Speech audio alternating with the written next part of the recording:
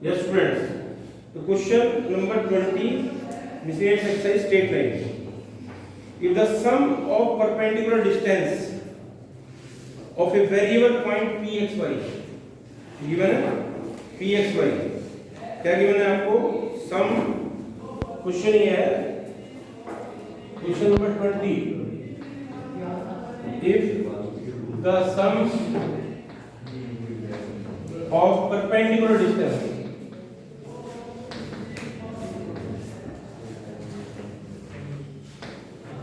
of a variable point pxy from the lines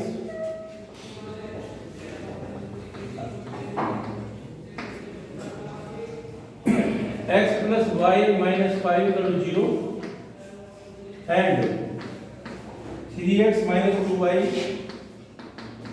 7 is 0 is always 10. ठीक है? So that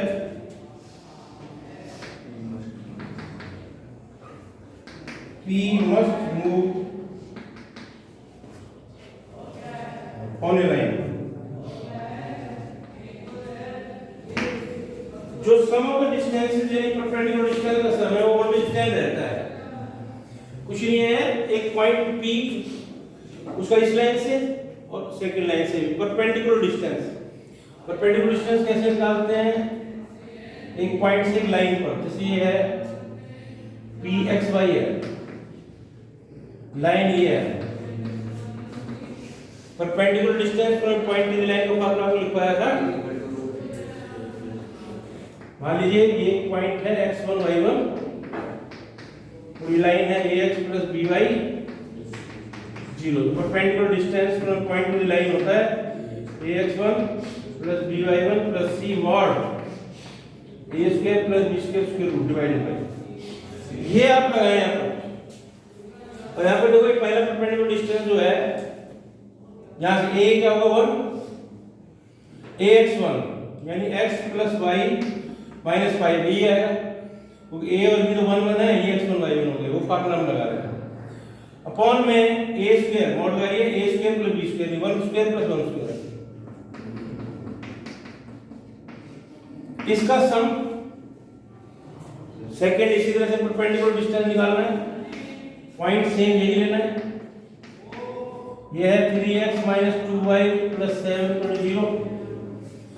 ax1 यानी 3x 2y 7 upon a square plus b square under the root. ये आपको दिया हुआ है, ये 10 रहता है हमेशा. अब आपको ये बताना है, ये प्रूव करना है, ये फाइंड आउट करना है कि आपको जब p जो है ना वो एक स्ट्रेट लाइन में लाई करता है, क्यों और कैसे. अब इसको सोल्व करिए. ये हो गया, अपॉन में क्या आया √2. यहां से कितना आएगा 9 और 4 कितना हो गया √13 इस टाइम. ठीक है, एलसीएम ले लो. √2 into √13 दोनों एलसीएम में आएंगे, √26 हो गया. √13 से इसको प्रोडक्ट करो, एलसीएम ले लिया, माइनस में 5 √13. इसको करिए 2√2y और 7√2, इधर 10√26 होगा. अब आप देखिए x एक्स को कंबाइन कर लीजिए, √13 प्लस 3√2x, y को कंबाइन करो √13 माइनस 2√2y, कांस्टेंट 5√13 है, 7√2 और माइनस 10√26. ये जो दिखाई दे रहा है हमें, ये कौन सी फॉर्म हो गई? ये है ax plus by plus c equal to 0 की फॉर्म हो गई. यानी कि x और y जो वेरिएबल है उसकी पावर 1 1 है. ये कौन सी फॉर्म होती है? Linear equation in two variable, जो कि क्या बनती है? Straight line. So this is a straight line. This is a straight line. अब ये स्ट्रेट लाइन है तो P hence P occurs on a straight line। Straight line पर लाइन करेगा, ये प्रूव होगा। This is question number 20। ठीक है, 21 रीड करो। 21 रीडिंग करें। कहता है find the equation of the line which is equidistant from parallel lines। दो लाइन है,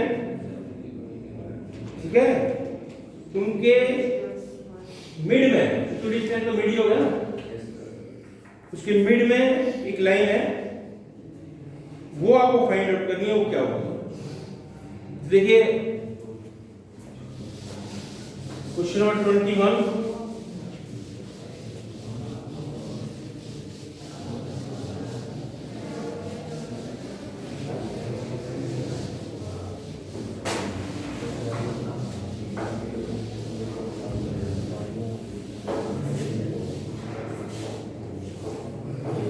मिड में यानी कि दो लाइन दे रखी है हमें। फर्स्ट लाइन है 9x plus 6y minus 7, 9x plus 6y minus 7 एक लाइन है। सेकंड लाइन उससे पैरेलल गिवन है, एक लाइन और है, that is here 3x plus 2y plus 6, 3x plus 2y plus 6 equal to 0। अब देखो एक बात बताएं आपको, ये दोनों पैरेलल हैं। पैरेलल लाइन में x y के कोएफिशिएंट सेम होते हैं। मीनिंग क्या है, यहां से 3 कॉमन ले सकते हो ऊपर वाले लाइन से। ये और क्या बन सकती है, ये 3x plus 2y minus 7/3 0। अब देखेंगे आप x y के कोएफिशिएंट सेम है। पैरेलल लाइंस में सिर्फ कांस्टेंट चेंज होता है, ओनली कांस्टेंट चेंज होता है, ठीक है। एक्स वाई के कोएफिशिएंट सेम रहते हैं, यानी स्लोप इक्वल होता है। तो इसके मिड में एक लाइन में और अज्यूम ये फाइंड आउट करनी है, इसकी इक्वेशन क्या होगी। तो हम अज्यूम करके यहां पर लिखेंगे let the equation of the line, ठीक है, विच इज इक्विडिस्टेंट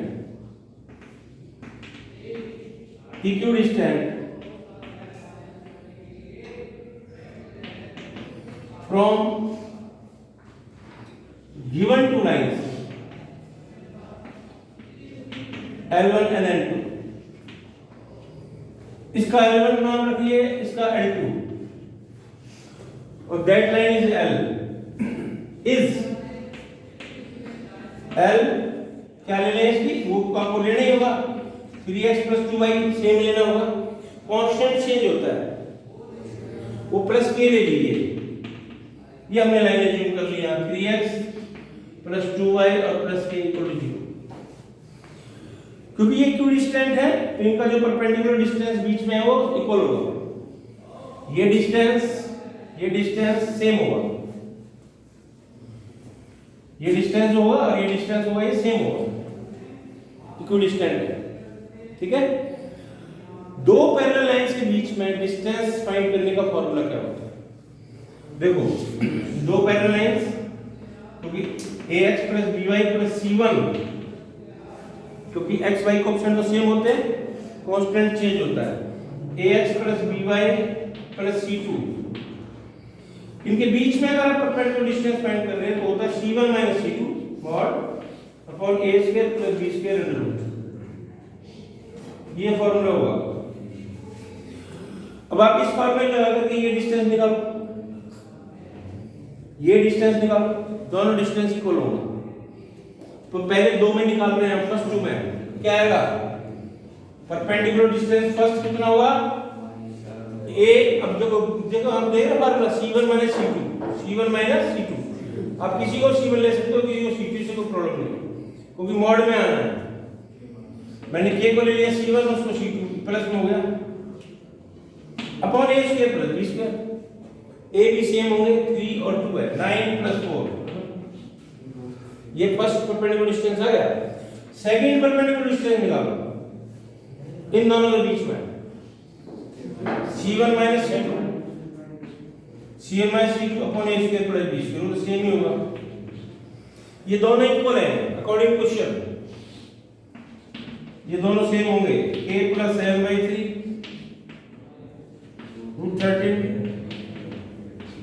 √13 मॉड लगा हुआ है, मॉड लगा हुआ है। आपको याद है हमने मॉड के साथ एक प्रॉपर्टी बताई थी आपको, कल भी परसों भी क्वेश्चन कर रहे थे, क्या करा था बोलो, कि प्लस माइनस आता है एक साइड। कल लास्ट में सम किया था ना, जब m फाइंड करना, उसमें हमने आपको बताया था कि दोनों साइड को आप सेम साइन लेंगे तो आपकी जो वैल्यू फाइंड कर रहे हैं, वहां पर m फाइंड कर रहे थे, वो अनडिफाइंड आएगी, या तो आइटम आएगी या वेरिएबल कैंसिल हो जाएगा। क्या करना होता है उसमें, एक साइड प्लस एक साइड माइनस लीजिए, तो आपकी वैल्यू फाइंड आउट होगी। इस टाइप की प्रॉब्लम। तो क्या आप देखिए यहाँ पर कि ये तो कैंसिल हो गया।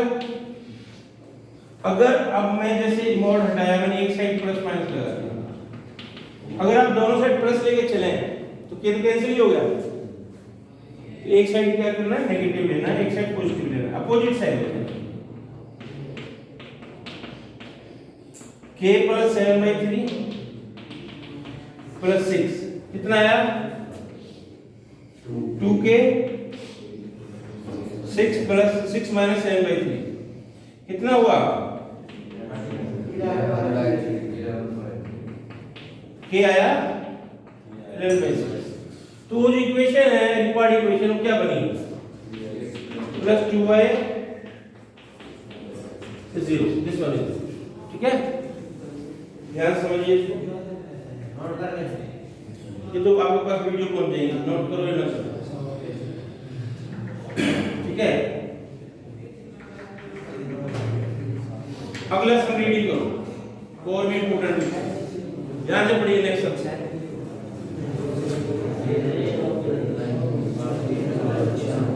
नहीं पढ़ने के लिए कहा है, बात नहीं, रीडिंग करो सबको।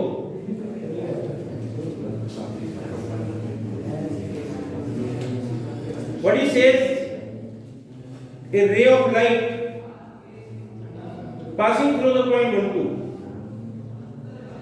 ठीक है, passing through 1, 2, reflects on the x-axis at a point A,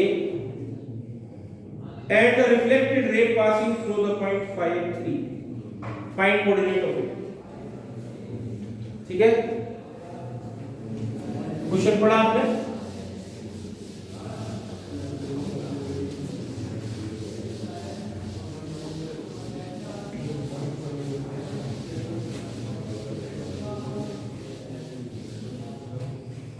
reflected ray, this is your question number 22। Question ये देखिए, x एक्सिस इस पर स्ट्राइक करेगी, एक रे यहां से इसको स्ट्राइक किया, एक पॉइंट मान लीजिए P से स्टार्ट हुआ, ये रे कहां से आपको दी हुई है, इट इज फ्रॉम 1, 2, 1, 2 से, ये 1, 2 से, यानी 1, 2 पॉइंट से 1, 2 पॉइंट ले लीजिए, 1, 2 से स्टार्ट होते हैं, इधर इसको स्ट्राइक करके इधर रिफ्लेक्ट करेगी, और ये मान लीजिए यहां पर R, यानी हमने मान लिया ये 5, 3 गिवन ही है। A पॉइंट पर रिफ्लेक्ट किया, ये A कोऑर्डिनेट क्या होगा, जो x एक्सिस पर है, x एक्सिस पर अगर ये है तो इसको आप ले लीजिए k0, क्योंकि y भी 0 होगा ना यहाँ पर। अब आप जानते हैं कि जो हमारा लॉ है कि अगर यहाँ से एक रे इसको स्ट्राइक करके इधर डाइवर्ट हो जाती है, तो जो ये हम अगर मैं एक परपेंडिकुलर ड्रॉ करूँ, यहाँ पर एक परपेंडिकुलर ड्रॉ कर देते हैं यहाँ पर, ठीक है, तो इसको बाइसेक्ट करेगा इस एंगल को। Draw AQ perpendicular to x axis, hence angle है PA2, वो एंगल QA R के इक्वल हो जाएगा, दोनों एंगल इक्वल होंगे। ठीक है, अब आप ध्यान से समझिए। हम ऐसा लेट करते हैं, let angle R A X इसका two angle P A X dash, ये थीटा ले लो, ये दोनों इक्वल हो गए थीटा, समझ में आया? अब ध्यान से देखिए, यहां पर जी एंगल थीटा है, एक्स एक्सिस के साथ बना रही line, positive direction of x axis के साथ ये लाइन बना रही है, तो इसका स्लोप कैसे निकलेगा? Slope of A R, slope of A R line क्या होगा? tan theta. ये तो एंगल के फॉर्मूले से फाइंड आउट किया, 2 पॉइंट फॉर्मूले से फाइंड आउट कर सकते हो ना आप इसी का स्लोप, वो क्या होगा? Slope of also slope of A R, वो देखो दो कोऑर्डिनेट है आपके सामने, y2 माइनस y1 अपॉन में x2 माइनस, ये आपका स्लोप हो गया सेम लाइन का। इसका क्या मतलब होगा? ये दोनों तो इक्वल होंगे, हेंस टेंजेंट थीटा किसके इक्वल होगा? 5 माइनस a। नाउ अब आप एक बार देखिए, ये कंप्लीट कितना है? 180। इस लाइन में पॉजिटिव डायरेक्शन में एक्स के साथ क्या एंगल बनाएगी? ये कितना हो गया? 180 माइनस थीटा। इस लाइन का स्लोप निकालो, slope of line P A, वो क्या होगा? Tangent 180 minus theta, tan 180 minus theta minus tan theta होता है ना, tan 180 माइनस थीटा होता है। इसी लाइन का स्लोप भी 2 पॉइंट फॉर्मूले से भी निकालो, y2 minus y1 upon x2 minus x1, 2/1 minus a। ये भी इक्वल होंगे, ये एक ही लाइन के स्लोप दो अलग-अलग मेथड से है। यहां से minus tan theta 2/1 minus k, अगर मैं माइनस से मल्टीप्लाई कर दूं दोनों तरफ तो tan थीटा 1 माइनस k। अब आप देखिए, ये भी tan थीटा है, ये भी tan थीटा है, दोनों इक्वल हो गए फ्रॉम 1 and 2, 1 and 2 दोनों को कंपेयर करो, 3/5 minus k equals to -2 1 minus k। Cross multiply करिए, 3 minus 3k minus 10 plus 2k minus 5k minus 13 k 13/5। Coordinate of A क्या है? 0, रिक्वायर्ड कोऑर्डिनेट। ठीक है, ये सभी को समझ में आ गया? तो अब हमारे रह गए 3 सम और, ये 3 क्वेश्चन हम आपको नेक्स्ट वीडियो में कल कर देंगे, राइट? क्लियर हो गया?